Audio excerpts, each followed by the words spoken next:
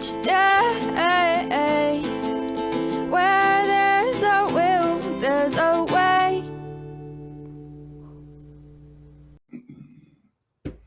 Hello. Hello. Hello. Should I do some impressions while we're waiting? Now I'm nervous. I'll try and do Yoda. Let's try Yoda. Trudging together, welcome, yes. No? No impressions. Okay. My producer says no. No, Dion. Yay! Yay! Stuff is starting to work. I'll tell you what, God's been moving mountains for us lately.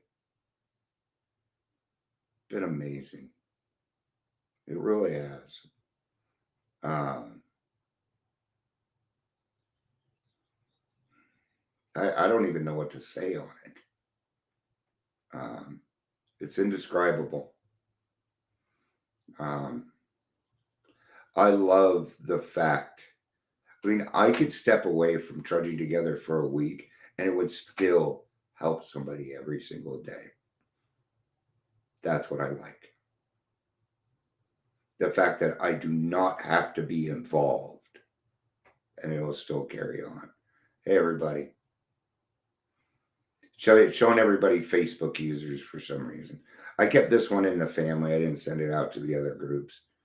It's just for us. And that's kind of some of the stuff I'm going to be doing with the website.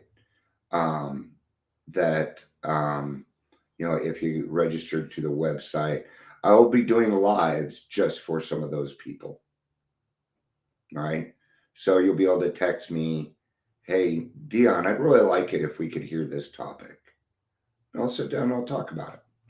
And the website's going to make things more personal for us so that we can get to know each other a little bit better in this digital kind of world, because trudging together is for the people that can't get out.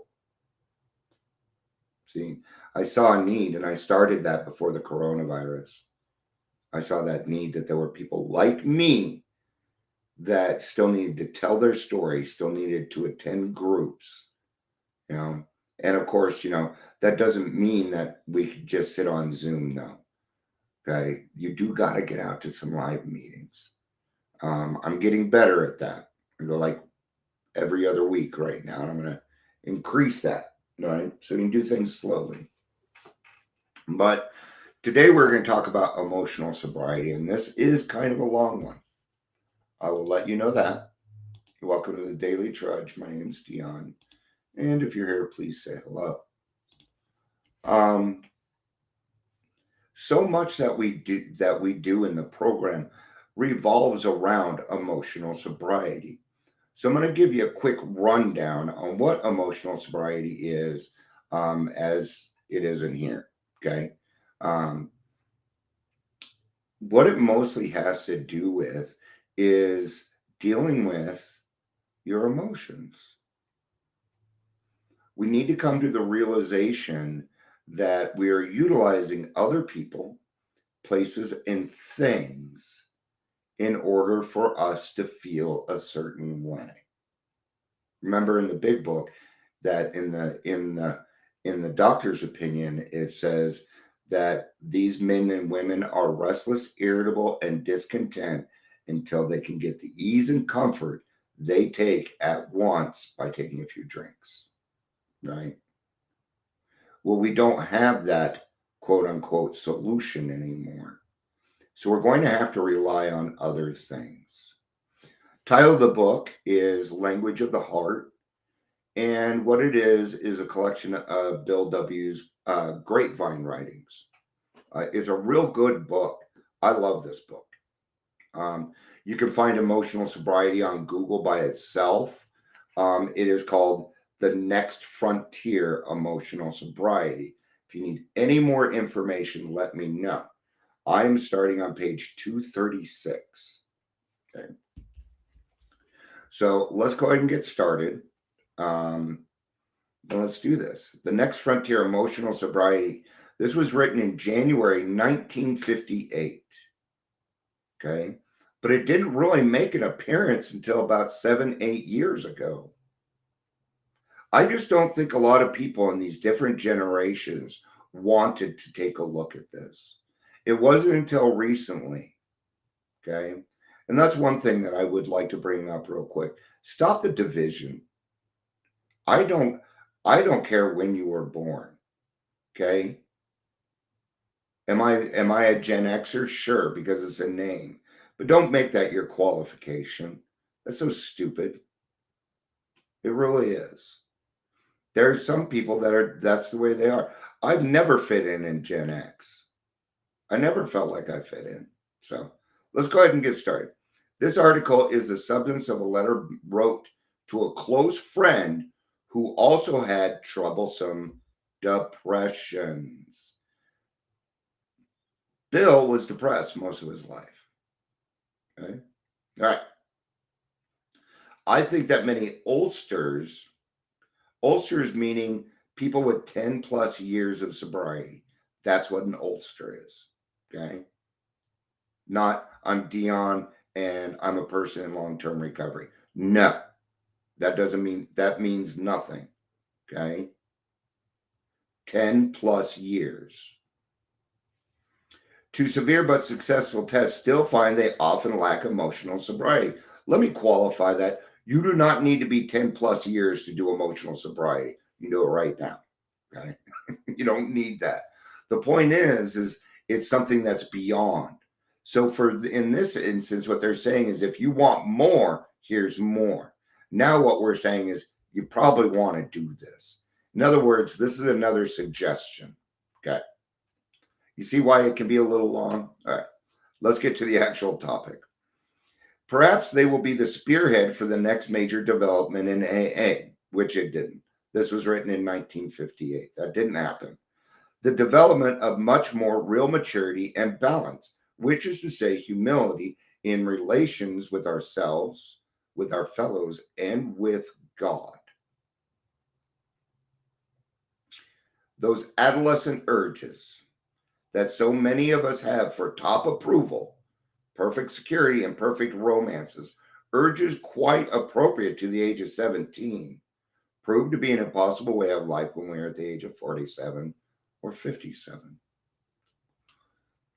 So what they say is that we are emotionally stunted at the point we start drinking. I started drinking at 13, or was it 12? I don't even know anymore. So, but it doesn't matter. That's where my emotional level would stick. Okay. It would stick there. And I would be 40 years old, acting like a 13-year-old to get what it is that I needed. Okay. I'm a mama's boy. That tells you something. What does it mean? It means I have self-esteem problems. That's what it means. Let's just be honest. I'm a mama's boy, self-esteem problems. Good chance of it. All right. Since AA began, I have taken immense wallops in all these areas because of my failure to grow up, emotionally and spiritually. My God, how painful it is to keep demanding the impossible, and how very painful to discover finally that all along we had the cart before the horse. Then comes the final agony of seeing how awfully wrong we have been, but still finding ourselves unable to get off the emotional merry-go-round. That means you're aware of it, but you don't know how to get off this emotional merry-go-round that keeps going and going and going. I went through this, and it sucks. It sucks. And it wasn't until I found emotional sobriety and therapy and EMDR, I had to do those in combination. Plus, I'm on meds. What do those meds do? The whole point of being on meds is to help me go to therapy, do the work, so we can get rid of the meds. Okay. How to translate right mental conviction into right emotional result. And so into easy, happy, and good living. Well, that's not only the neurotics problem, it's a problem of life itself for all of us who've gotten to the point of real willingness to hew the right principles in all of our affairs. Even then, as we hew away, peace and joy may still elude us. That's the place so many of us ulcers have come to, and it's a hell of a spot, literally. The cranky old men in the meetings. Now you have your answer. They don't want to deal with their emotions, and you ain't gonna be able to change them. So just don't try. Just be you. Be you. Right? Has AA changed? It sure has. Okay? People change. We're supposed to. We're supposed to. Okay? Do I agree with everything? No. Is it required? Nope. Sure is not. I can leave the rest. Nothing wrong with that, right? Okay. So how? How do we bring that around? How shall our unconscious, from which so many of our fears, compulsions, and phony aspirations still stream, be brought in line with what we actually believe, know, and want? How to convince our dumb, raging, and missed and hidden Mr. Hyde becomes our main task. Some of the funniest people in the world kill themselves because they are depressed. Robin Williams. Robin Williams was over 30 years sober.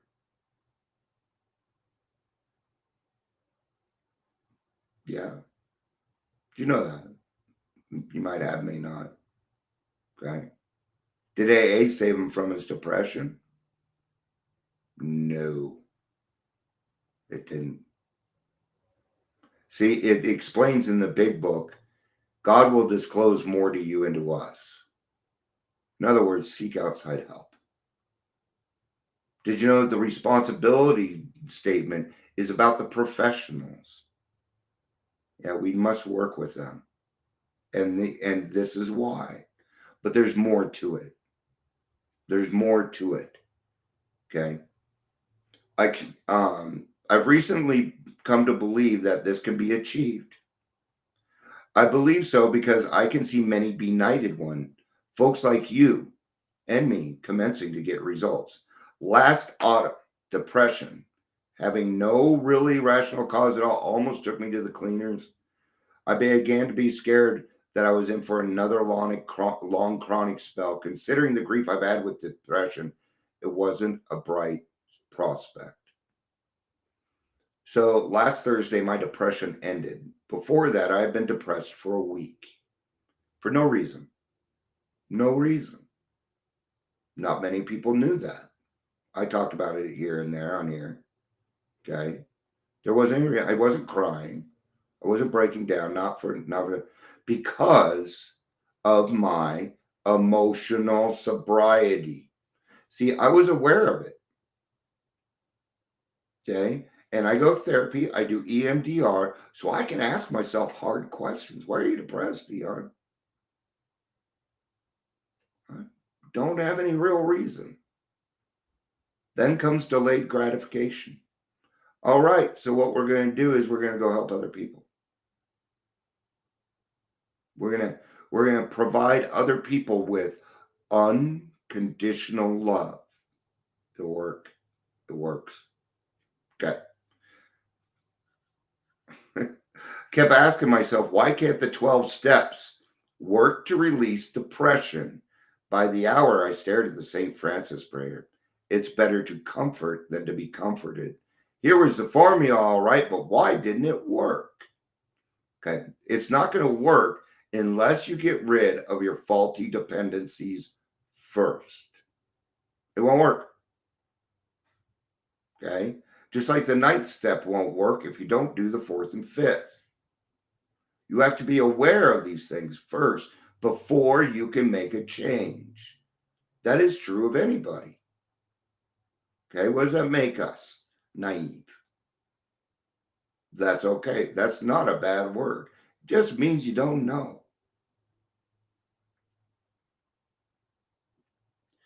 Suddenly I realized what the matter was. My basic flaw had always been dependence, almost absolute dependence on people or circumstances to supply me with prestige, security, and the like. Failing to get these according to my perfectionist dreams and specifications, I had fought for them. And when defeat came, so did my depression.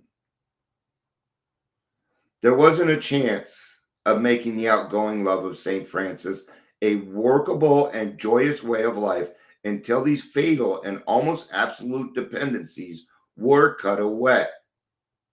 I'm going to give you a very good example. For a long time, if my wife was not in a good mood, I was not either. And then I would play the clown, do anything that I could to put her in a good mood, instead of letting her go through the motions and doing what she needed to do. Because if she wasn't happy, then she couldn't provide me with that happiness. Oh, what? What? Yes, codependency. Codependency, that's what that is. And it's not healthy, right? And it's, I'll tell you now, it still happens every now and again. It still happens. But now I'm aware of it. Now I'm aware of it. Knowing is half the battle. G.I. Joe, right? Knowing is half the battle. Well, then you're halfway there. Because I had over the years undergone a little spiritual development, the absolute quality of these frightful dependencies had never before been so starkly revealed. Reinforced by what grace I could secure in prayer, I found I had to exert every ounce of will and action to cut off these faulty emotional dependencies upon people, upon AA. That's right, upon AA. You got to quit being dependent upon AA.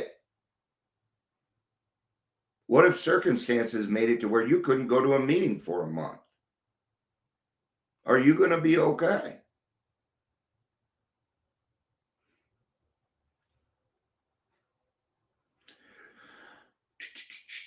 AA indeed upon any second set of circumstances whatsoever. Okay. So once you're free of that, once you stop using other people for your popularity, look how I can jump, right?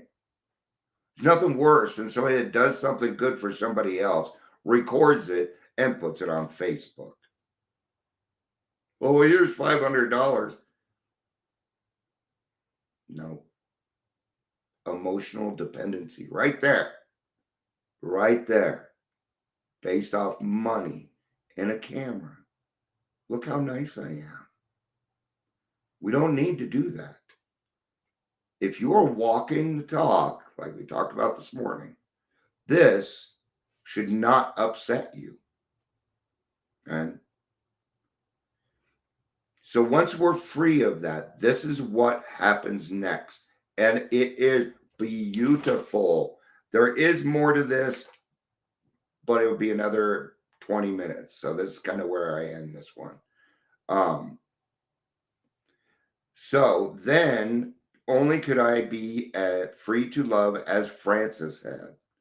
And here's the line: emotional and instinctual satisfactions I saw were really the extra dividends of having love, offering love, and expressing a love appropriate to each relation in life. That's unconditional love.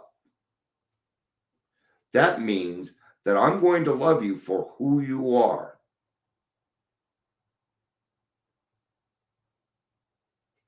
No other way. There is no other type of love. Did you know that? You can only love somebody for who they are. You can love that somebody did something, but that doesn't mean you love them. Right? That means that I love you without you having to do anything. And that's appropriate. That's why I said in the beginning, the division and fighting about Gen X and millennials and Gen Z and all this, it does no good at all. In fact, it just divides us more. When the fact of the matter is this, we're all children of God, and everybody deserves the same respect, or at least the same level of love or recovery equity. I think respect was the wrong word for it. Because I can love somebody and not respect them. It is possible to do that. I'm still loving them for who they are. Now, that's something entirely different for me. All right. So we have to cut off the faulty emotional dependencies upon people, organizations. There's those nouns again that we use, nothing different than the 4-step here. It's just that this is an emotional one. Okay? All right. So I'll go out there and love unconditionally. And guess what? I love you. Peace out. And